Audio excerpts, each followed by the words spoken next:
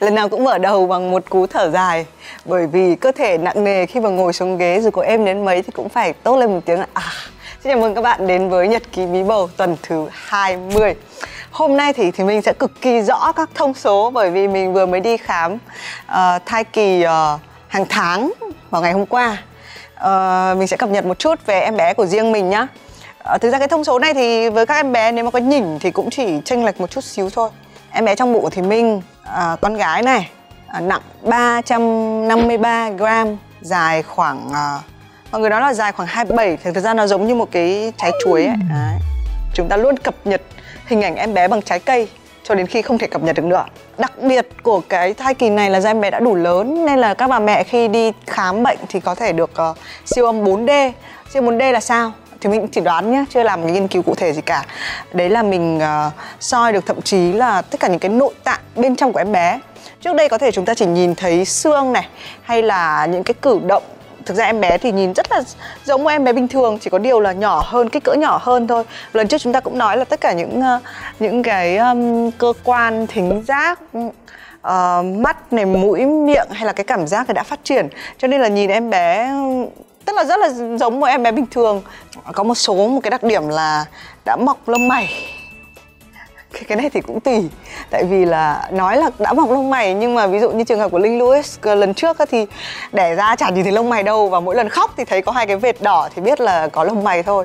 Nhưng mà những cái phần như là về lông với tóc thì đã mọc ra. Nên là có thêm một cái vấn đề liên quan đến bà mẹ. Đấy là chúng ta có một cái định nghĩa tên là ho mọc tóc. Tí nữa thì mình sẽ nói sau. Nói tiếp về em bé nhé. Do siêu âm 4D này chúng ta đã biết thậm chí là kích cỡ não của em bé như thế nào, tim 4 ngăn, rồi các cái bộ phận khác cũng đang phát triển rất là đồng đều. Mà khi siêu âm thì chúng ta sẽ biết chắc là con cái của chúng ta khỏe mạnh như thế nào. Tất cả các bộ phận đã rõ ràng. Nên là ở cái thời điểm này thì mình nghĩ là một số những em bé kém may mắn bị dị tật đó thì bác sĩ siêu âm cũng đã nhìn thấy. Nên là cái việc 4D này thì ngoài cái việc là làm cho chúng ta có cảm giác là có một em bé thực sự một sinh linh đang sống ở trên bụng, còn giúp một loạt những cái nguy cơ là nếu mà em bé có một cái triệu chứng gì đó thì chúng ta cũng đã phát hiện ra ngay.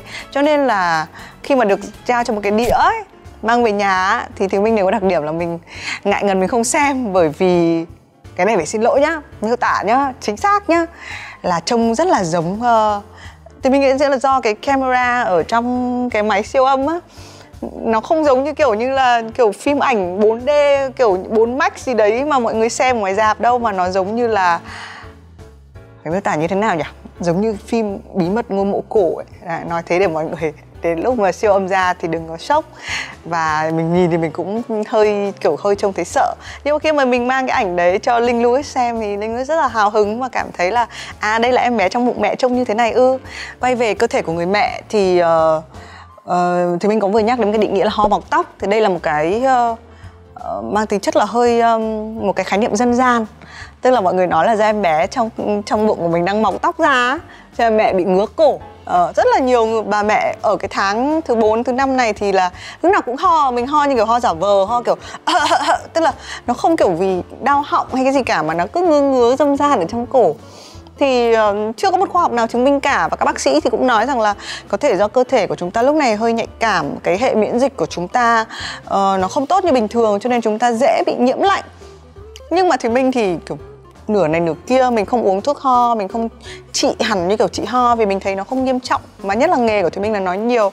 Nhưng mà mình thấy cái sự ngứa đấy mà nó lại liên quan đến cái chuyện mọc tóc thì đáng yêu ấy chứ, đúng không? Bởi vì chúng ta không cần làm gì cả, mà chúng ta chỉ thấy là có những cái mối dây liên hệ không thể giải thích được. Thì mình nghĩ là câu chuyện dân gian đấy, và khoa học thì có thể chứng minh được ngược lại, nhưng mình vẫn tin một chút. Bởi vì như thế là thấy một cái mạch sống đang chảy trong người mình. Tuần trước với tuần này thì cơ thể mình không thay đổi quá nhiều, nhưng mà theo những cái thông số thống kê thì mọi người có nói rằng là do cái tuyến dầu của chúng ta tiết ra khá là đậm đặc cái thời điểm này, nên là cái việc chăm sóc da là rất là quan trọng. Và một cái vấn đề của các bà bầu đấy là hay lo rằng mũi mình to ra, hay là các cái da của mình trông nó không được tốt á, thì mình có dùng một cái bộ sản phẩm của Kiehl's. Cái đặc điểm của cái bộ sản phẩm chăm sóc da này thì nó rất là ẩm, và nó cân bằng lại cái lượng dầu của chúng ta. Thực ra khi mà chúng ta nói là quá nhiều dầu và lại dùng nhiều các cái tinh dầu để thấm vào mặt á thì nghe nó không hợp lý, nhưng thực ra bản thân thì mình nghĩ là cái chuyện là da mình ẩm á, thì tức là cân bằng cái độ dầu thì tốt hơn. Bản thân thì mình đã dùng cái thời gian này bắt đầu từ lúc mang thai, thì cái bộ sản phẩm này mình cảm thấy nó rất là giúp ích cho mình. Về cái vấn đề tâm lý nhá, thì mình có một câu chuyện riêng về tâm lý một chút, đấy là khi mình nuôi đứa con thứ nhất thì mình nuôi con bình thường ở một mình. Nhưng lần này thì em bé thứ hai thì mình có sống cùng bạn trai của mình. Và cái câu chuyện lúc này là câu chuyện rất là quan trọng, là mình sẽ nói với người chồng của mình hay cái người đồng hành với mình trong cái quá trình nuôi dưỡng con về cái tâm lý sinh con và nuôi con. Mọi người cũng biết là khi mà sinh con ra thì cái nhịp sống của chúng ta hoàn toàn thay đổi.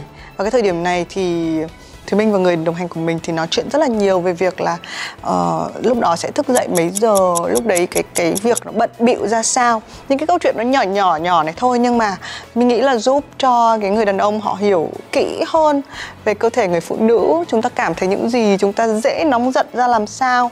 Thỉnh thoảng những cơn giận của chúng ta như một ngọn núi lửa bung trào bùng một cái đấy, và người đàn ông thì họ rất là hoang mang, họ không biết như thế nào.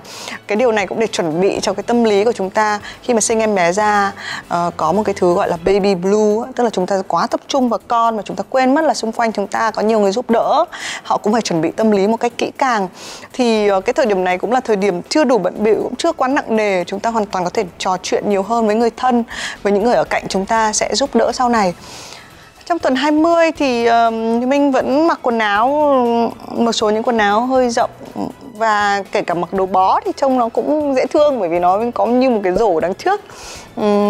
Vẫn đi giày cao gót đế to, không đi đế nhọn nữa vì cảm thấy cái gót nó có thể đau. Bởi vì thời gian này một số bà mẹ sẽ bị giãn cái tĩnh mạch, cho nên là mọi người có khuyên là khi mà các bạn đi ngủ, các bạn chịu khó kê một cái gối, gác chân lên cái gối thì cái máu của chúng ta không phải cái gối như thế này thôi này. Đấy, đặt lên chân thì các bạn sẽ thấy là mình đỡ bị cái việc giãn tĩnh mạch sau này có thể ảnh hưởng sau này nữa.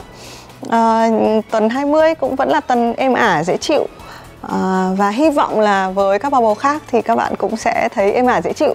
Và nếu các bạn có những cái điều thắc mắc thì các bạn có thể comment ngay hay đặt câu hỏi cho Thùy Minh ở dưới phần comment của kênh YouTube này. Và Thùy Minh sẽ, trong cái tuần tiếp theo mình có điều kiện thì mình sẽ trả lời những câu hỏi của mọi người.